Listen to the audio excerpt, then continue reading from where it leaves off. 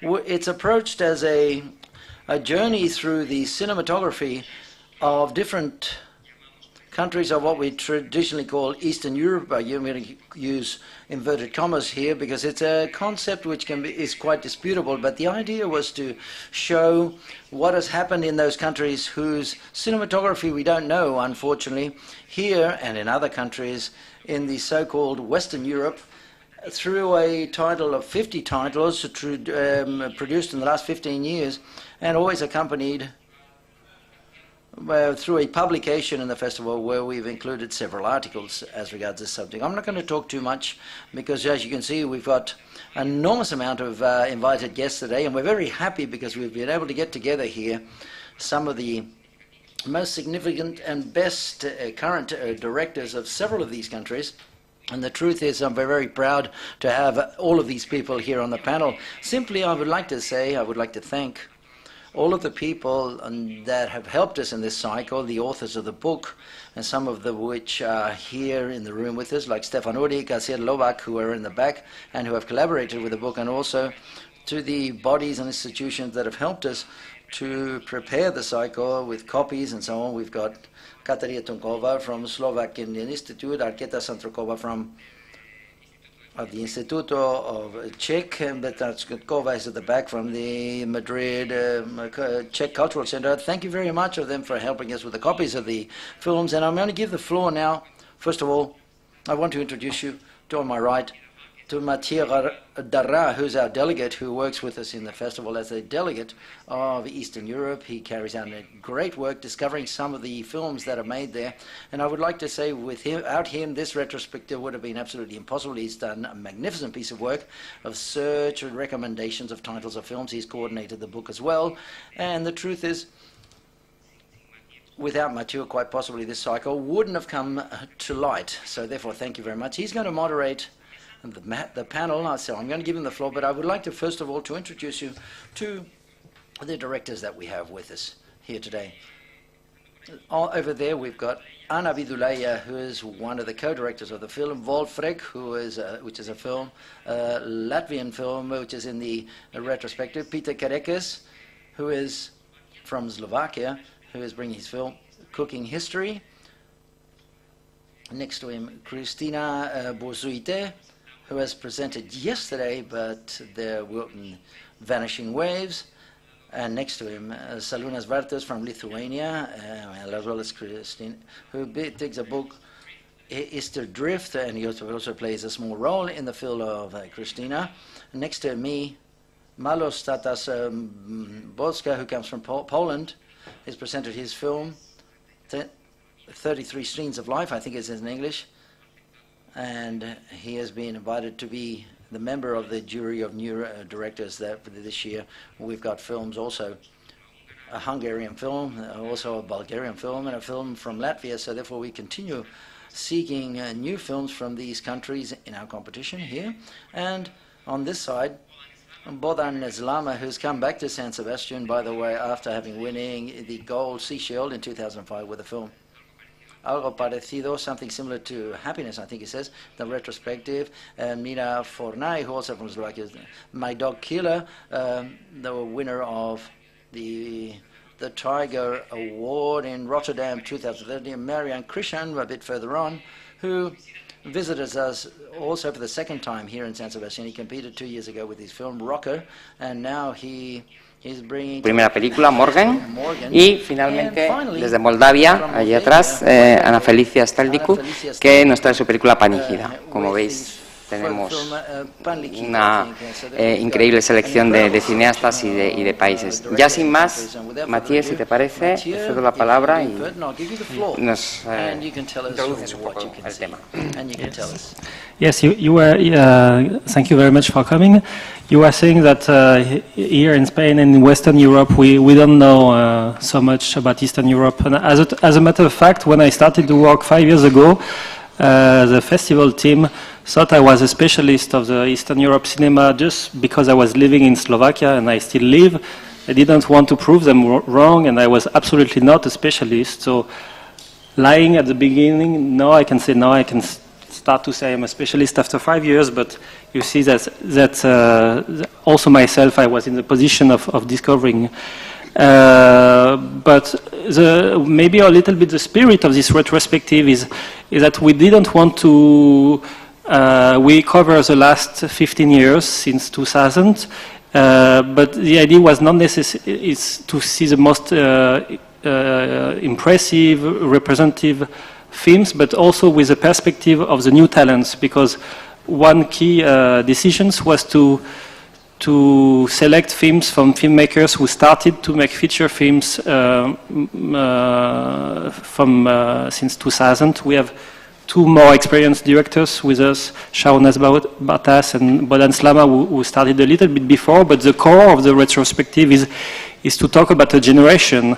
It's a generation who grew up in the 80s, most of them were students making their films in the 90s, and started to make their feature films.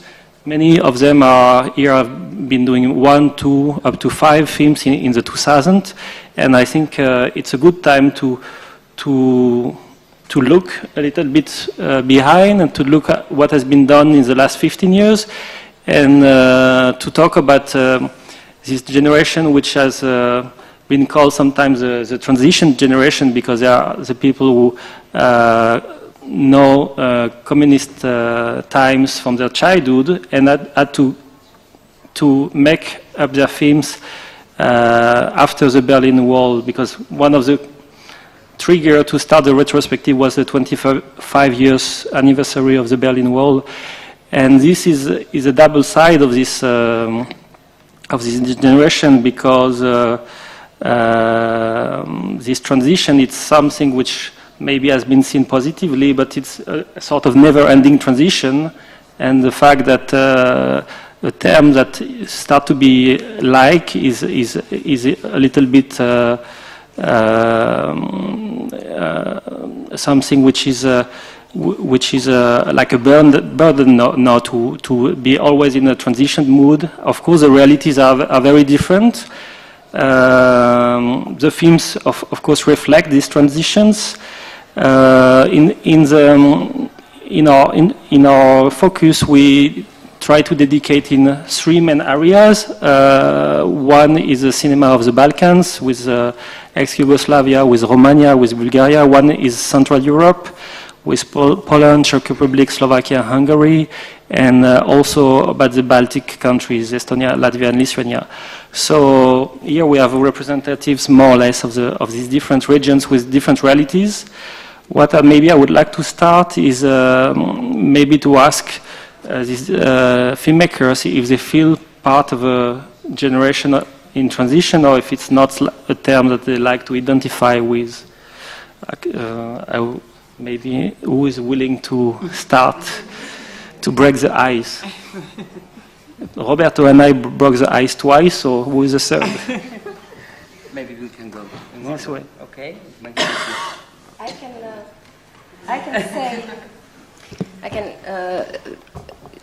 I just can tell you that when I studied in National Film and Television School in London, a wonderful tutor, Maureen Thomas from Cambridge, film theory tutor, she said, "Anna, we're not going to send you to Siberia. Don't hide the story. Tell the story straightforward. You don't have to hide the meaning under another layer." And that's why I feel that I am in transition. Maybe there's some more elegant word, I don't know, but certainly that 50 years of communist slavery has left marks in our thinking. But I think that you can use them positively, and I actually love that films in Baltics often have double layers, and the game of finding the thought that is your only free territory that nobody can invade. The thought, finding it behind words and deeds, the true thought is an interesting game, and I think that in Baltics, in film, we play that game sometimes, and then I enjoy that. Thank you. Maybe Margojata? Next one. Next one. Peter. Anna said it so nicely and perfect, it's hard to continue.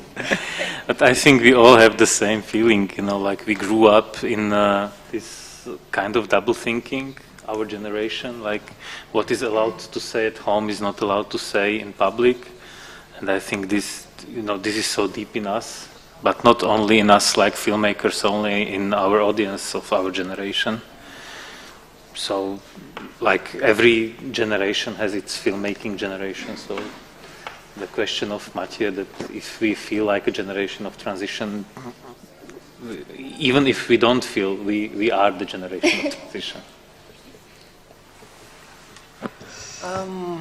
Me, I'm maybe representative a bit of a younger generation than a generation that was like in between. But at least in academy, the teachers that used to teach from the works of other directors. So I mean, anyway, I had this influence, and my first influences were like Tarkovsky and like 70s wave, Antonioni, Fellini, and it put a really deep mark. And somehow later in the films, even unconsciously, I find it interesting to play this game and also to hide the meanings, and but at the same time to have the joy of telling the stories. And in my specific case, as I grew up being a fan of science fiction, so I find that it's a very good platform to tell stories and to give visual ideas and philosophical ideas. So in mixing this hidden game, what people before were mentioning, so at least from my point of view, I find it a very nice way.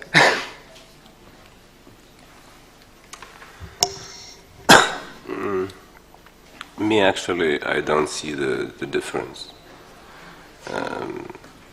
between East, West, Africa, Australia, because everything is changing and the cinema has changed during past 20 years. I've started to more or less professionally work in cinema 30 years ago, so in the past 20 years everything is changing. I mean, all media, all how we can get the films and so on and so on. So there are differences. Let's say in former Soviet Union, you could only make films if you are a professional filmmaker and going through only government line, and only in this case your films could be shown, but also only in Soviet Union, mostly. And let's say but there was another stories which are really shows that it's not really a difference. I could mention the same Tarkovsky that Christina talked about. His films in Soviet Union had enormous budgets, enormous. They were like very high level Hollywood budgets in most films. And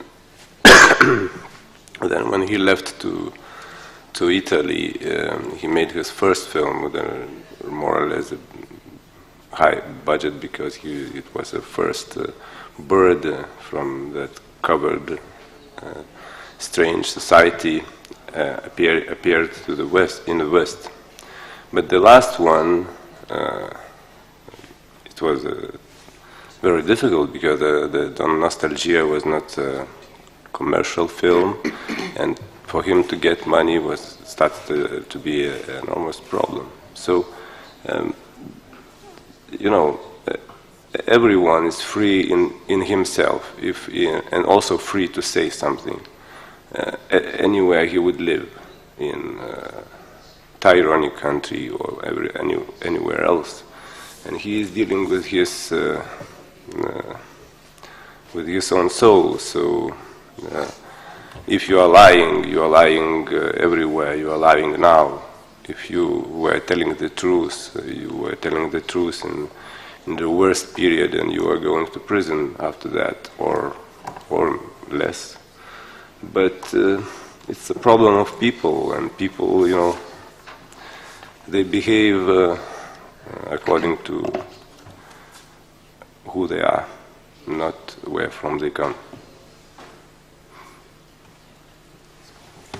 Yes, I agree more or less with Sarunas that now it's not a big difference. Last 25 years everything is going so fast, and the cinematography changing, and we are shooting digitally and everything is completely different. Then it's hard to say about one generation. But I can say only that in my opinion there is something in Eastern European movies which a bit different. It's a special mood, maybe a kind of sadness, or I don't know, searching for, or something which is close to the documentary films. Not in all of them, I'm not trying to generalize, but I can see that there is something which we can call a kind of Eastern European style, even if we as a filmmakers trying to avoid this. And for me, as I said before, I don't feel like a generation. Maybe it's not good, but I cannot feel it. But I feel like a kid of the transformation, and I'm really enjoying this, really, because I spent my childhood in communism, and I remember from my perspective as a kid, as a child, it was I had a very nice childhood. Then I don't remember something very dangerous. Everything, of course, came afterwards to me, and I started to think about this a lot. And if I have to compare me to my son, who is 9 now, I prefer the fact that I remember communism. I like it. I think it's a challenge for me.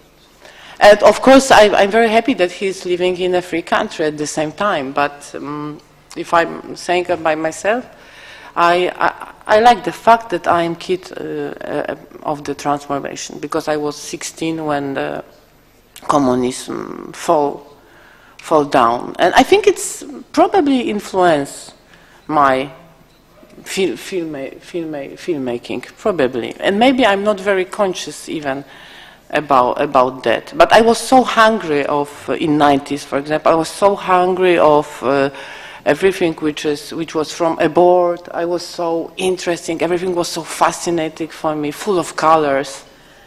I think this is kind of cool and nice. This desire we had to see another world, even if it's disappointed at the end. It was something. Me, yeah. It's funny, I spoke with Miloš Forman about arguments during the time that his generation was shooting in those critics which that they used the same arguments like those communist critics at this time. When there exists movie which provokes some society problem, which touch some hot themes or some gaps in a mind of society, then you always get the same stupid criticism which exists. So it's not the problem of society, but of stupidity, as I feel it. Yeah.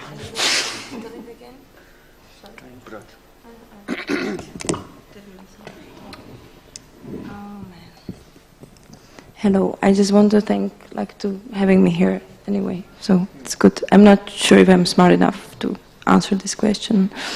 The question was transformation to freedom or something like that, like as I understand, like if we feel generation of transformation.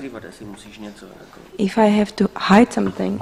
No, the question. Because I forgot the question. That was not really a question, but the focus of the retrospectives are filmmakers who had to live under a different regime, and that is well known as a transition. Yes. So do you feel part of a generation of filmmaker in transition? Or it's not something you could say about yourself? I don't feel like part of like some group of people. However, I respect like I'm part of people, because like a lot of critics put you in different labels and boxes and stuff. So I respect that. I try to. I grew up in a communism, and it was like, I think it was very important to have this experience for me. But I'm not still sure like how I will digest this experience, because I don't think so like it's matured now in me. Like, so I think like there is in what we call like Eastern cinema, there is like big movement. I think exactly in Slovakia or Czech Republic, I feel like the films start to be very honest in a way, and I like it. But it's very hard to get the audience, which is my point, like, which maybe this is not the discussion about. I think like the people need to go with us to get the transformation with us, like in a way. So that's it. Hello. Yeah, it seems really hard to talk. It seems for everybody to talk, and for me also. But as for Romania, I'm from Romania. Transition seems never ending in Romania, and we don't know where we transit to. I mean, I don't know where we're heading. I mean, they told us we go to EU, but the direction actually in Romania is not that. I mean, and it also is in cinema. I mean, it's a mixed kind of things. EU, Russia, all the communist party that still has power in Romania. So it's really hard to talk about transitions when you don't know when and where do you go, and that's Romania. And also for cinema, it's just. I think above all this, above all social and politics, I think the more important thing is cinema. The cinema is bigger than this, and it's now 100 years old, and it was always somewhere in the last century, and hopefully we will stay longer. And I think it's great to. To make films, no matter where you are from. Hello, yes, I'm from Moldova, and I really feel like a child of transition times. But I think it's really important to make movies without any nationality or passport somehow, to make like cinematographic art. But of course I can make movies in Moldova differently like another country, because I really feel that earth and people, and I really can tell stories about them very deeply. So that's why, but I hope really that everybody would fight for the art of cinematography, not to go lost. That's my wish. Yes, one thing which struck us when we did the retrospective and the interviews is also the extent to how many filmmakers are engaged into the filmmaking community, especially young filmmakers turning rapidly as professors in their film schools. And I think there are, in different parts of Eastern Europe, there has been different realities of continuity from one generation to the other. For example, Bodan Slama is a professor at FAMU right now. Petar Kerekes is professor at the Bratislava Film School. And on the other end, there are other countries where there was maybe a vacuum, and where a lot of filmmakers grew up by themselves, so to say, even though they did film schools, which maybe was this lack of structure was maybe a positive in terms of birth of new movements, like maybe in Romania, or if you see the success of Bosnian cinema, like this year we have the last film by Danis Stanojevic in competition. So I would like to ask maybe first Bodan and Peter about why it's important for them to be professors in film schools, and how they feel about the young people at the schools. I was happy I came to FAMU, to this film school at 90, and I got like a professor, Věra Chytilova, which she was really great filmmaker, and she teach us. And it was also Vladimir Jaromil Jireš there and all others very good Czech filmmakers. So I didn't get the feeling that we lost the continuity. So what we are doing, like trying to do in FAMU to keep this continuity, those ideas and free mind which we got from our teachers. We have exactly the same situation like Bogdan.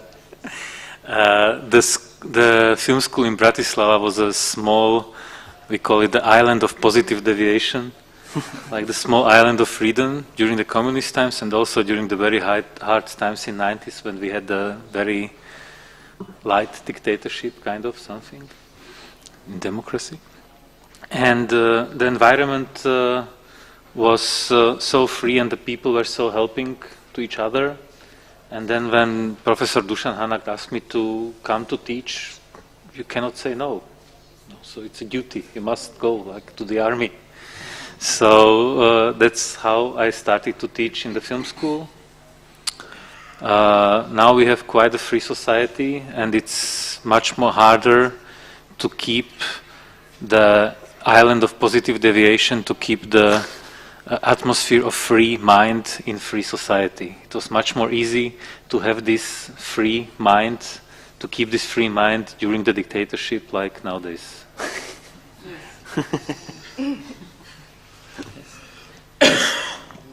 Bueno, Matías tiene más preguntas que poner sobre la mesa, pero no sé si alguien aquí quiere hacer alguna pregunta o quiere intervenir un poquito al hilo de lo que hemos estado hablando. Bueno, dejamos a Matías que siga. Una pregunta.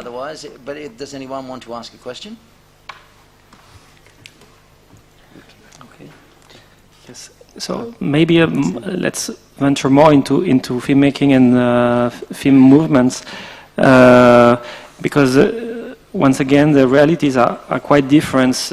Like what we try to do in the book is to see that what is at stakes for Baltic cinema is very different than for Romanian. That for in some cases for the films and the country by itself to appear on the map of the world cinema.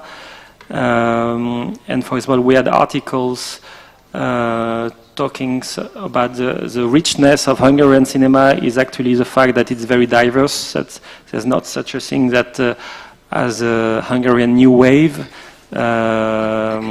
which is actually the case of Romanian cinema. I guess that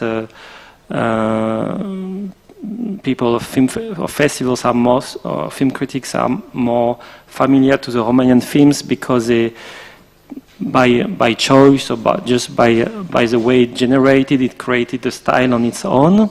So it's something we try to explore. Also talking about Polish cinema, our contributor was talking about how Polish cinema has been blocked by a certain ideology, which was which kind of with recurrent characters, a machistic approach, and that films are, including yours, are challenging this ideology in such a way that 2 years ago, young Polish critics started a manifesto against this kind of let's say, dominant Polish filmmaking. So what I want to say is that what is at stake is very different according to the filmmakers, and I very much relate and understand that you cannot position yourself constantly in part of a collective process because you are mostly doing your films. But it's maybe a question to start with Marian. Do you feel like in a privileged situation coming from Romania, and as soon as you make a film, every festival is interested about you, which is much more difficult if you ask for people of the promotion bodies in the room that you are kind of privileged as a Romanian filmmakers. It's kind of hype to be Romanian. I know that the reality inside the country is quite different, but how do you feel about that? Yeah, I'm feeling great.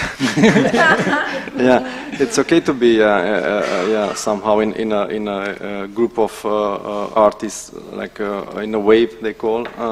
But yeah, it's also you need the recognition as an author, of course, and you need your part of it. But actually, it helps because it gives you more visibility. I mean, we were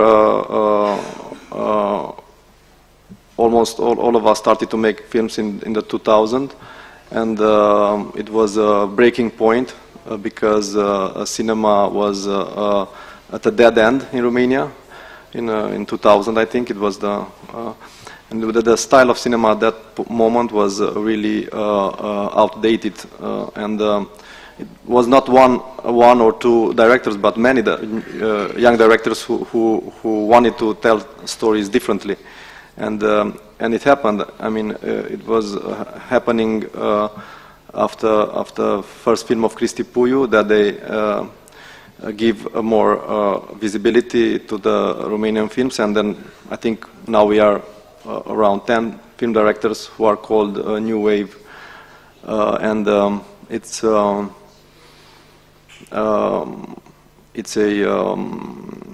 it happens. I mean, I didn't choose to be in that period, but I say I made my films as I wanted. I didn't go for the New Wave style. And I think actually the authors are pretty different, but as you said, the Romanian films is maybe a kind of a genre, kind of a brand that it's a Romanian film that must be New Wave. But is it a choice that you have to make for yourself consciously? Should I go this way or not, or you don't think this in this frame? I mean, for me, every film is different, and every film should be dealt differently depending on the story and the characters, no matter where, what wave are you from, or what country are you from. So I try to give the story the aesthetics that it deserves, not that I don't want to impose on it. So, but it's a pretty long discussion because it's also about production of the films. I mean, everybody sees the films only as in the ending when they're already done. But when you do films with small budgets, as we did in those years and still do, with really small budget like 200,000 or something, then you really work on a different kind of production and level, and that's really kind of documentary kind of filmmaking that we are doing in the fiction, and that goes then on the screen, and you say, yeah, it's really true, but it's also about our way of producing film, not only directing, that the film look like that, and all of them look like that, because we're working in the same condition. And we didn't write a manifesto like in Denmark, but it's something like that. I mean, we don't have anything on constructing sets or costumes, or many times no lights in exteriors, even in night. Or we have really hard conditions to produce films, and we we took it as it is. We didn't want it, to wait or to feel sorry for ourselves. But we actually did like documentaries, and we shot this kind of films really directly and fair to the subjects, and that's why the films maybe look the same, because we all produce them the same. There was, before we met here, some people say, unfortunately I don't know your films, each other's films, and maybe Eastern European people don't know films from the different countries. But I was wondering, in the case of Romanian cinema, is maybe, Mira, is it something that inspire you, the contemporary Romanian films, or you don't draw your inspiration from Romanian films? Because we could say maybe that, especially My Dog Killer is in the same line of style. Yeah. Sorry, this is too far. Like, okay. If I was inspired by Romanian films, I don't know. Like, no, it's like.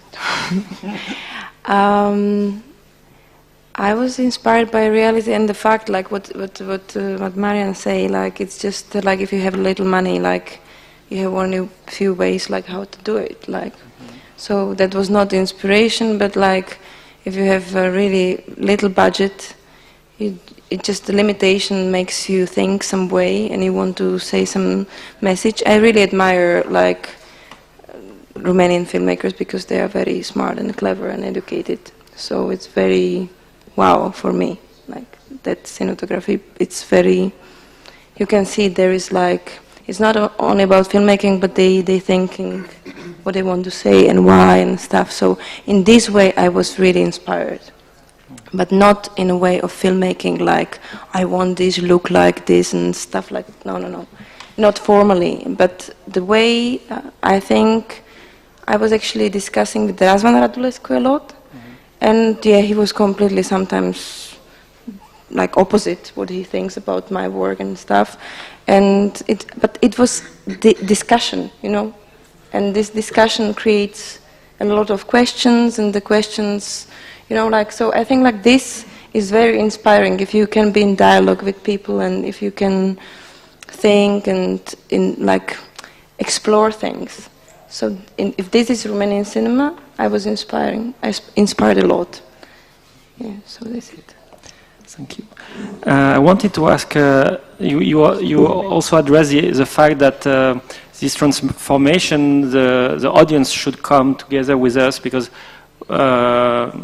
if we talk again about the Romanian cinema, it's a striking example of a very strong recognition internationally, but with few exceptions, lack of recognition nationally. And in many countries of Eastern Europe, you have this situation where the national cinema has between 5 to 15% of the shares of the ticket, and art house films make few thousand tickets. But situation is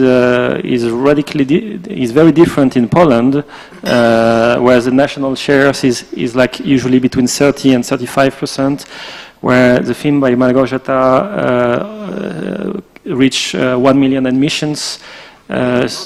Not that much. 1 million sounds a good number. Much less. That's what you. 400,000. That's what you said in the interview, and I didn't correct it. The Wojciech Smarzowski. Marzowski, okay. So I did a transfer from his films to yours, but still 400,000 is a lot. It's a lot. So could you tell a little bit about the situation in Poland? In Poland, the situation is that there is money for the movies from the Polish Film Institute, also money from the HBO and Canal Plus, and they are also kind of private money, and people want to invest to the movies, because if the Polish audience has to choose between Hollywood blockbuster and Polish film, they are choosing Polish film. Then very famous, very good Polish director Wojciech Smarzowski, each his movie is more than 1 million admissions, which is really a huge amount of the people. And not only that, I think now some films are coming, and I'm sure that it's gonna be close to 2 million admission on each movie. And the movies are more or less commercial, but still with the good style, kind of Polish style. Then there is a money for the movies because the Polish audience wants to see Polish films. For me, only one problem is that the Polish cinema it's really local, in my opinion, and you cannot compare to Romanian cinema, which is recognizable internationally. In Poland, it's just a really few names, like 2 or maybe 3 names, which are traveling around the film festivals and are recognizable through other, countries. Then this is the problem, that the Polish cinema is extremely locked, but I don't know if it's a problem at the same time. Why I'm calling problem? Maybe it's bullshit, because it's good, because we have audience, we have money for the movies, and there is a space for everybody, because I'm doing kind of art house films, which are most of them a bit boring, and I don't have a problem with that, but also the audience don't have a problem with that, because they are going to see them. Like from the last one, which was in a competition in Berlinale, we have close to 300,000 admission. It's a very small art house film. But, of course, there is also the similar situation, but maybe not in amount of money, but in Poland, low budget, it's 1 million euro. This is a low budget movie. And most of the directors, they don't want to make a movie with 1 million, because the producers are saying, sorry, I think it's not enough, it doesn't cover our expenses, blah, blah, blah, blah, blah. Then they are waiting and searching for more money. And this is a mistake, because I think we can do much more interesting movies with really low budget, even €500,000. But the producers, they want to do that. They don't want to do that because they want to raise money on movies. And for example, I create also my own company, because I just want to make movies. Then if I have like less than €1 million from the public institution in Poland, I'm always just making the movie. I'm not waiting to have bigger amount. And the rest of the producers, they are really waiting, and they stop the production of kind of small films. That's the situation in Poland. Not bad. No, yeah, it's in Eastern Europe. Like in France, people are used to complain, so it's good not to complain sometimes. There's one. Maybe there are some questions. ¿Alguna pregunta? Quizá alguien. Anyone want to ask any questions? Seguir, o si no, bueno, si surgen temas podéis. Maybe there was one topic I wanted to address, is a question of migrations of this generation. You were talking about studying in London. Also, Mira did a smaller migration to Prague, studying in Prague. Anna Felicia spent a lot of time in Berlin. So it's something quite characteristic, these migrations. I would like you to talk about these experiences of migrations. Well, Vogelfrei, the film that was kindly selected for San Sebastian this year in Eastern Promises, was made by 3 wonderful gentlemen and myself together. It was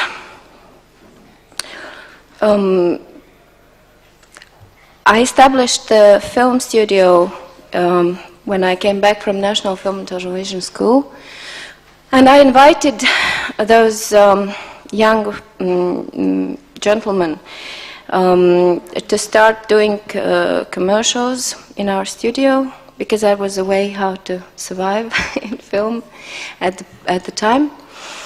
And they all had a similar experience studying abroad, and it felt like we are comrades somehow. Because it was only a few of us. That was the first bunch of people who went abroad.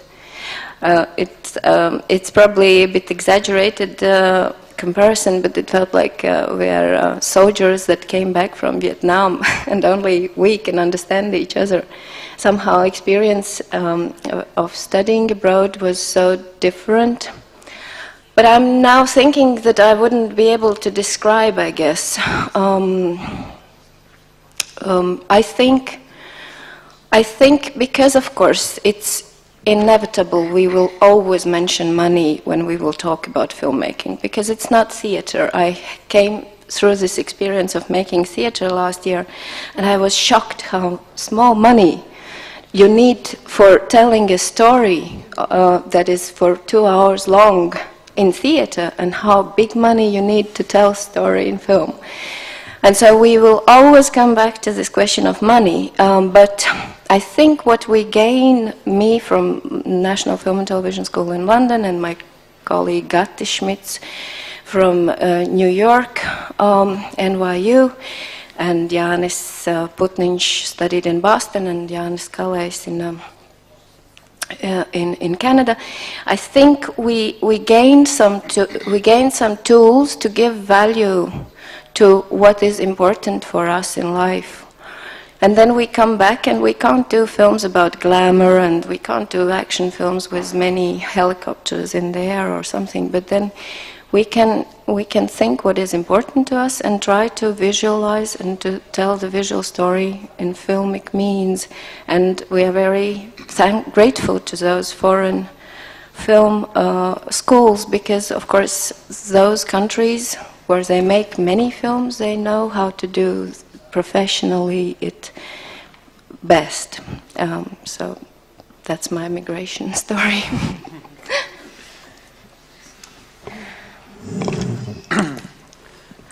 Well, my migration story. Actually, it's a very sad story, because I'm coming from Moldova, and it's not possible to make movies in Moldova, and you need to search for your own ways, as you wish. But normally the people from Moldova search for the ways to survive. So it's not about making art of any kind, and they need to do other works if they immigrate, and to maintain a family there or something.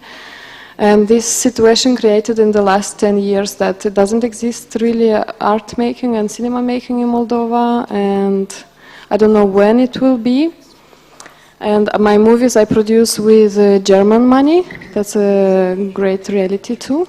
It would not be possible to make a movie, and I make low budget, so very low budgets, but even this low budget is from Germany.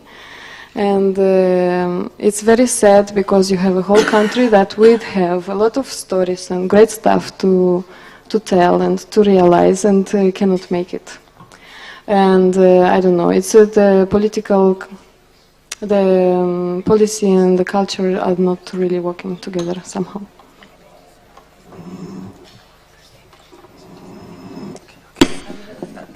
Yes. It's funny because like I just studied in NFTS as well, and I lived in Berlin as well, like, so I just kind of come. And I think like it's for filmmakers, it's very important to not have home. You know, like to not have home, like to have a distance from this. So like you must be in constant migration in your mind, I think.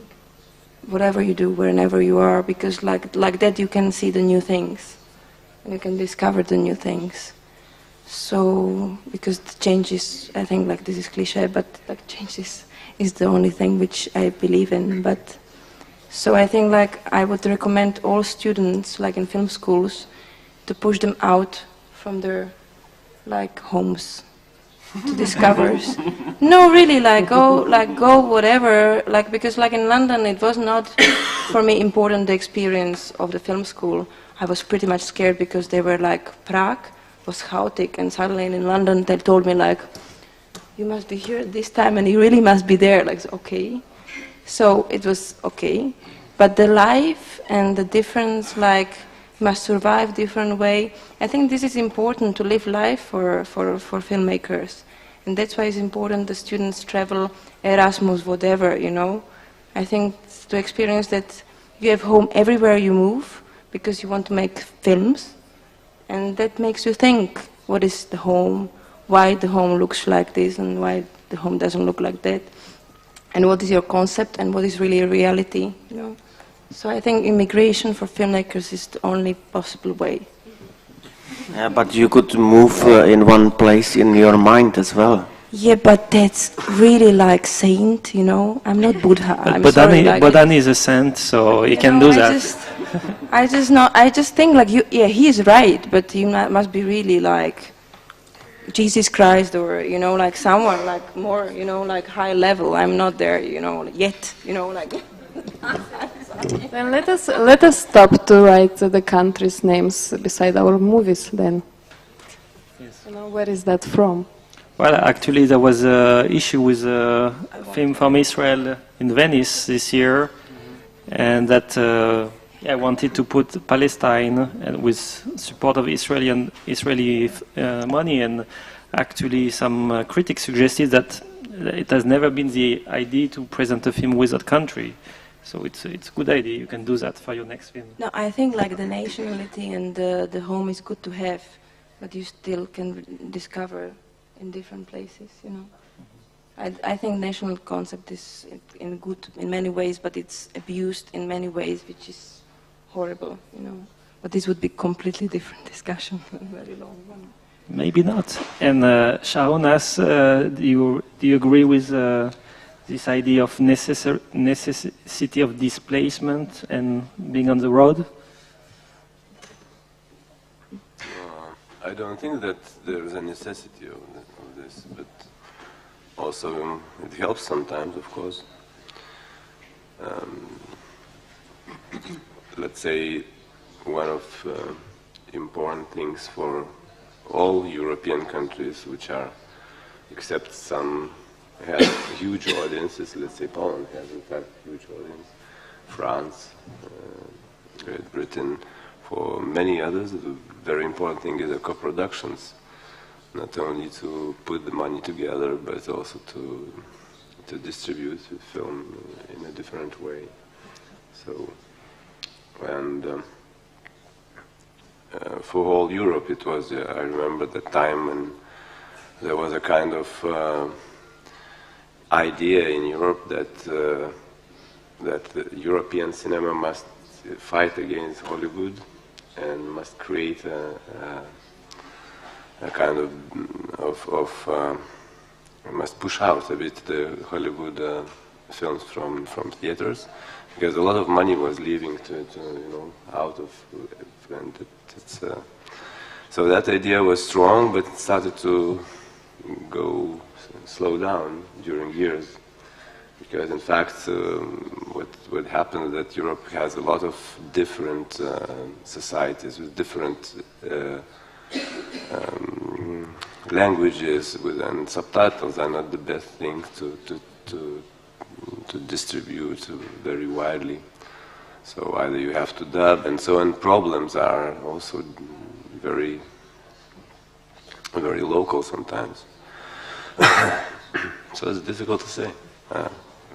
Every time, I mean, if you would ask me, I was making my films in different countries, not even European, like Siberia or Africa or something like that, because I would go where I find what to shoot, in fact.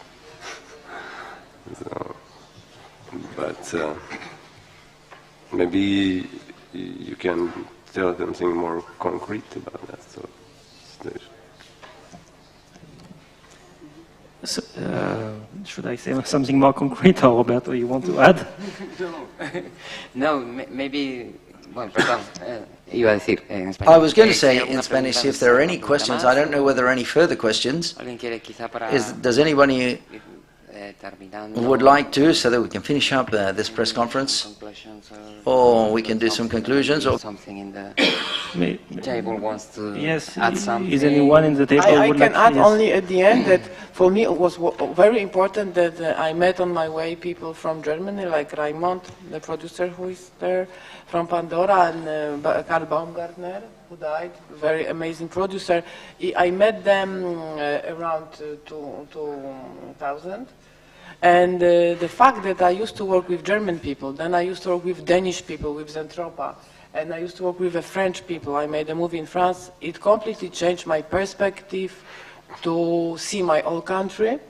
And now if I'm thinking about making movies in Poland, I'm thinking about this very strongly because I like to make movie there, and it's my natural place to make movies also. I'm trying to make them from a kind of out perspective. Then I think it's very important to go out and to cooperate with another countries. Not only stay locked in your own society, even if it's doing so well like in Poland in cinema. This is my opinion. Yes. Maybe Christina's film is very interesting, Vanishing Waves, because it's a different model. It's a science fiction film from Lithuania.